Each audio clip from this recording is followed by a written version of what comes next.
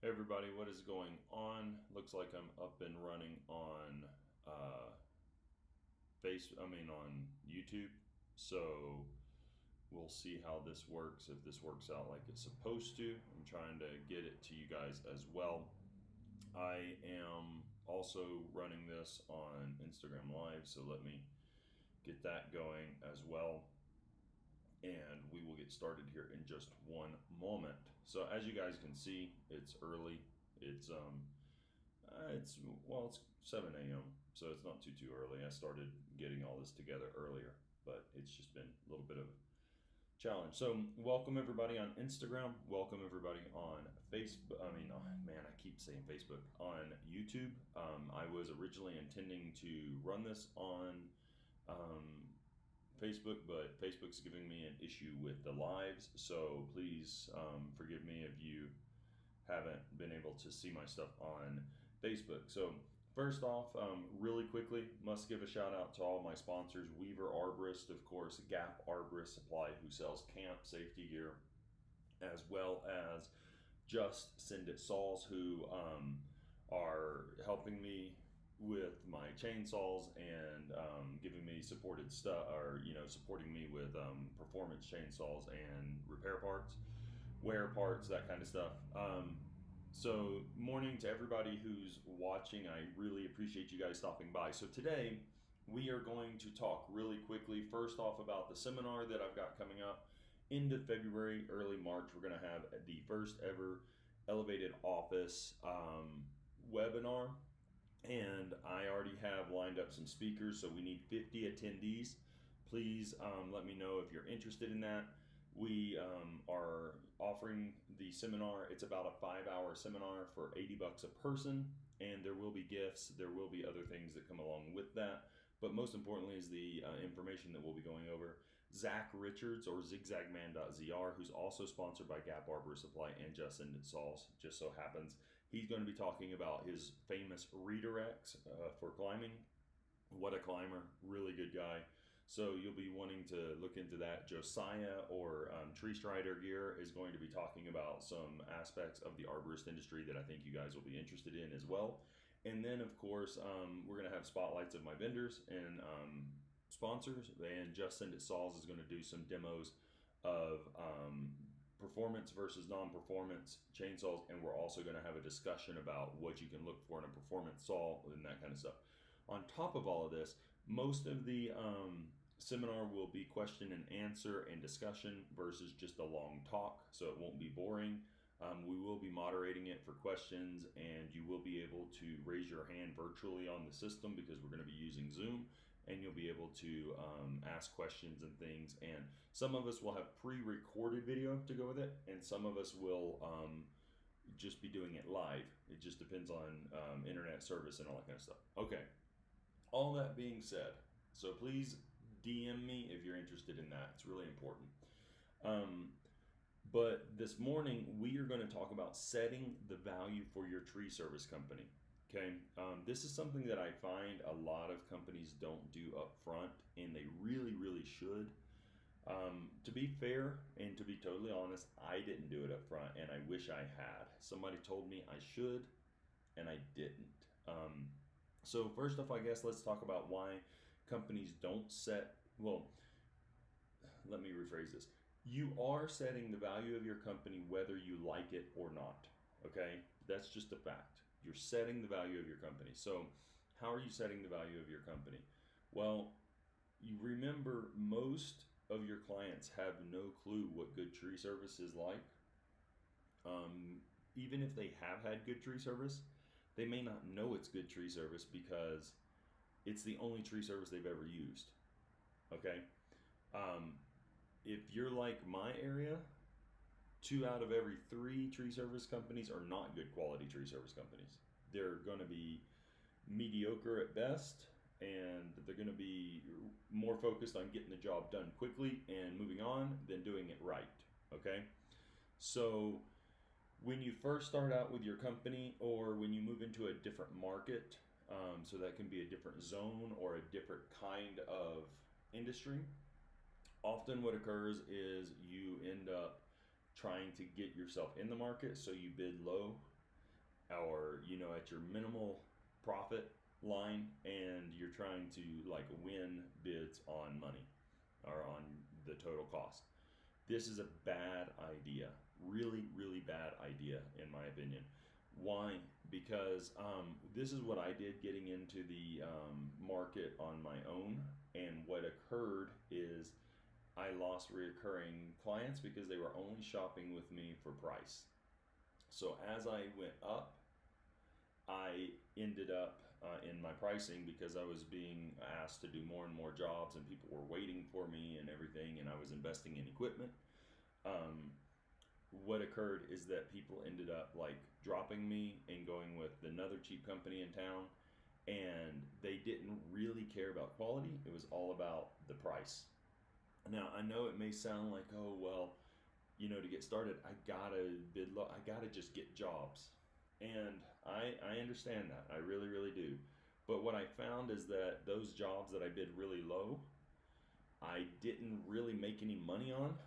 And then later, I went and bid another job for them because they were returning clients, quote unquote, and they ended up not wanting me because I was too high at that point anyway, because I had progressed. So you're better off learning how to distinguish your company from the other companies in town. What are the facets that make you special, right? Every company has them. There's no doubt about it. Every company out there has unique aspects to their company that make you unique and different from every other company. You've got to learn what they are, and you got to learn what your competitors are doing, and you've got to differentiate yourself from them. Okay, that's really, really key. Maybe it's quality and speed. Maybe it's absolute quality. Maybe it's communication and connectivity with you as the owner directly with the client. Maybe it's just your appearance and the way you look on the property, and therefore they want a nice and clean looking company on their property versus not, right? And these, don't underestimate these. I know we're all tree guys. I know we're dirty. I know we smell like gas and oil. But do not underestimate the aspect of the companies that have not brand new equipment all the time, but like well kept equipment. Guys on the ground look decent versus like all tattered, and like their shirts are all ripped all the time, and they walk on site and their shirt's ripped. It's different if you rip a piece of clothing while at work, but if you walk up and your shirt's all ripped and your jeans are all ripped, which a lot of guys do, then it might very well limit your value of your company without even meaning to. Okay, so this is really, really important, guys. I cannot say how much you should really evaluate a way to make a niche in the market for you. Okay, and when you do that, figure out what those are, use those as your selling points, and then go set the value for your company. Don't undermine your value. It's not worth it.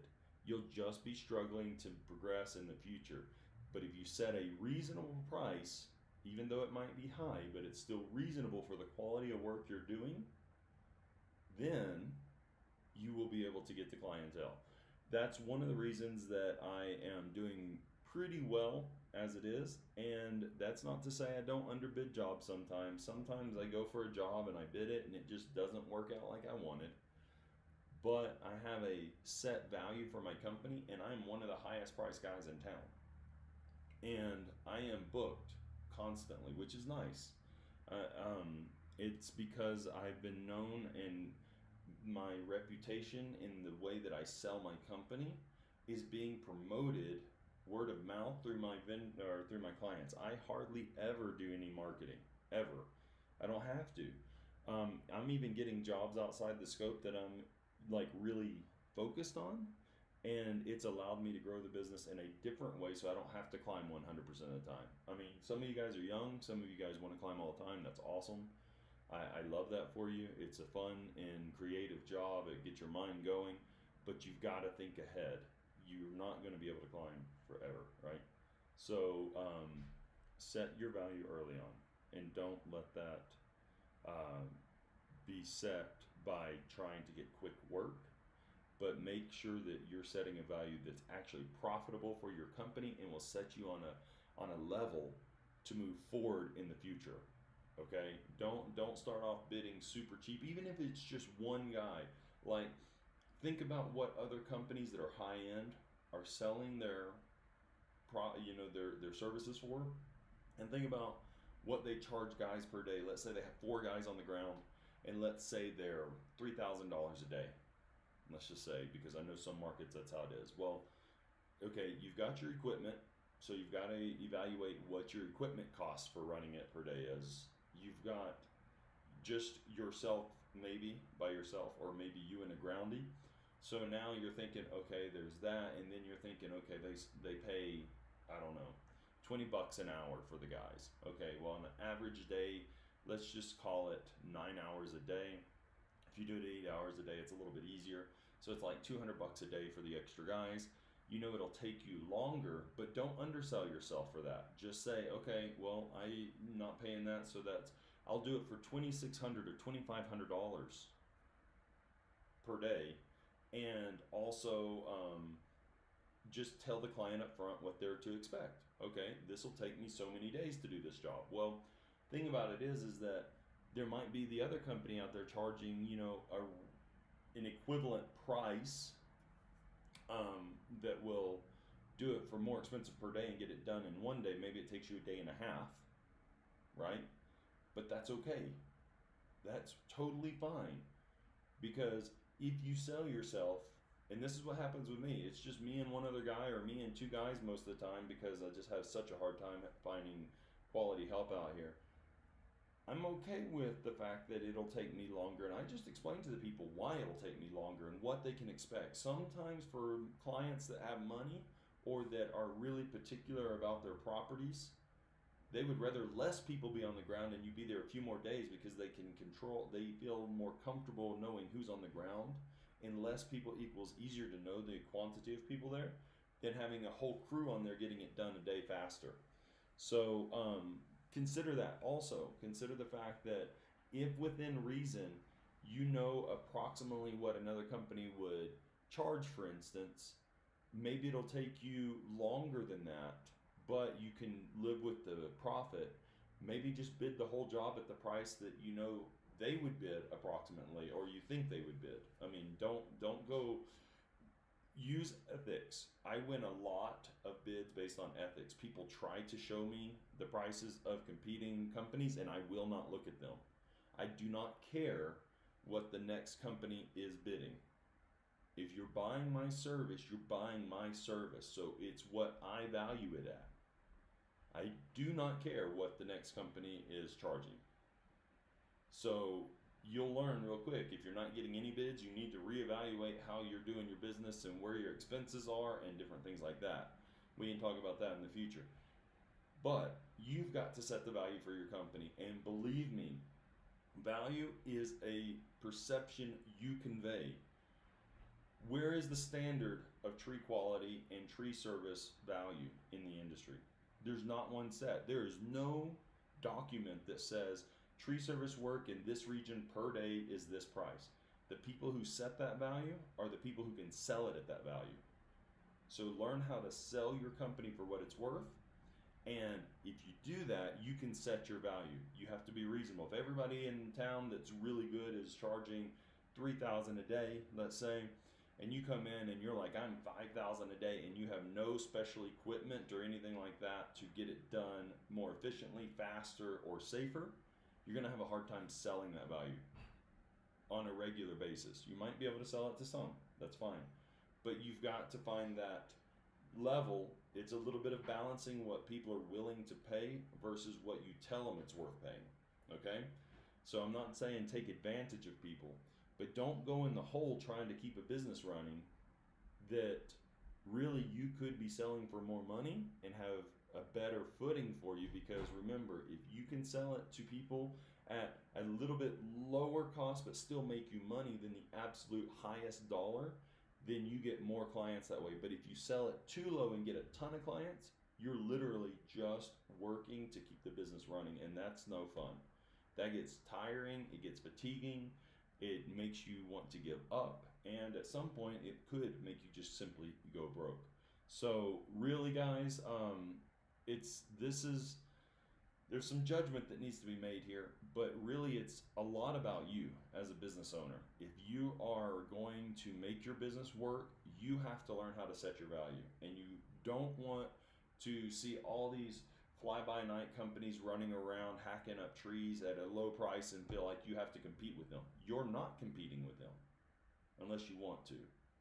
If you want to be a tree hacker and run around with pole saws and run down trucks and buckets and like damage people's property and stuff like that for 300 a day, that's on you. But honestly, a little bit of education, a little bit of investment in your time to figure out what sells your company, you can really set your value and you can be profitable at the tree service game. Now, that doesn't mean it's easy work.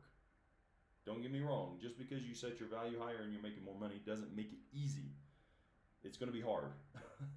But it does mean that you have the ability to set your company on a solid financial footing to grow in the future. I mean, I just told one of my clients that's used me like 6 times, look, my prices are going up to like $1,000 next year because I bought these couple of pieces of equipment, but they make me 25% more efficient for your kind of work. And you know what he told me? He said, all right, you're 25% more efficient. That's totally worth the price to me. Okay, so if you're going to do those kinds of things, you've got to learn how to sell the adjustments. I mean, cost of living is going up, fuel is going up. Now all of my diesel equipment that's brand new has the DEF emissions stuff, so there's more cost to running the equipment, and now you also have to worry about more breakdowns because there's added components to the system that with time will wear and break down. Machines are just more expensive, they're harder to find.